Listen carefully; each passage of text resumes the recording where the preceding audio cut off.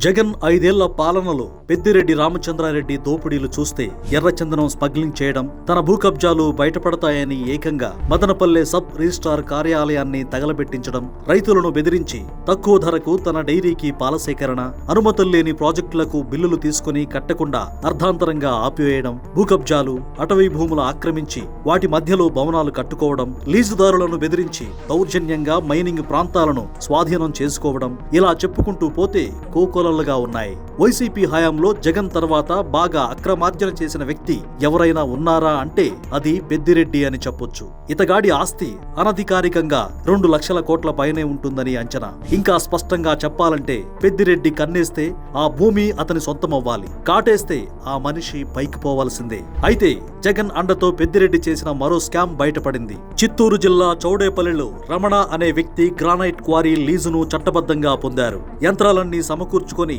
పనులు మొదలు పెడదామనుకున్న తరుణంలో పెద్దిరెడ్డి కన్ను ఆ గ్రానైట్ క్వారీపై పడింది. మంత్రిగా ఉండడంతో వెంటనే లీజును తన పేరు మీద రాసివ్వాలని కోరాడు. అయితే రమణ అందుకు నిరాకరించడంతో తప్పుడు కేసులు పెట్టించి మానసికంగా వేధించడంతో పాటు బెదిరించాడు. అయినప్పటికీ ఇవ్వనని రమణ స్పష్టంగా చెప్పడంతో మంత్రిగా పెద్దిరెడ్డి తన హవాను చూపించాడు. లీజుకిచ్చిన క్వారీ నిబంధనల ప్రకారం లేదని, అది తవ్వాలంటే ఒప్పుకోమంటూ మైనింగ్ అధికారులతో నోటీసులు పంపించాడు. అప్పుడు తనకు చట్టబద్ధంగా వచ్చిన లీజును రమణ వారికి చూపించారు. చివరకు పెద్దిరెడ్డి దౌర్జన్యంగా తన మనుషులతో క్వారీని అడ్డుకొని రమణపై తప్పుడు కేసులు నమోదు చేయించాడు. 100 కోట్ల రూపాయల విలువ చేసే గ్రానైట్ ను ప్రభుత్వానికి రూపాయి పన్ను కట్టకుండా పెద్దిరెడ్డి తవ్వుకోవడం ప్రారంభించాడు. దీంతో స్థానికంగా ఉన్న అధికారులెవ్వరూ పట్టించుకోకపోవడంతో బాధితుడు రమణ తెలుగుదేశం పార్టీ కేంద్ర కార్యాలయానికి వచ్చి పార్టీ నేతలకు తన గోడును వెళ్లబోసుకున్నాడు. దీనిపై ప్రభుత్వం విచారణ చేయిస్తోంది. నివేదిక ప్రకారం పెద్దిరెడ్డి చేత క్వారీ అక్రమంగా తవ్వుకున్నందుకు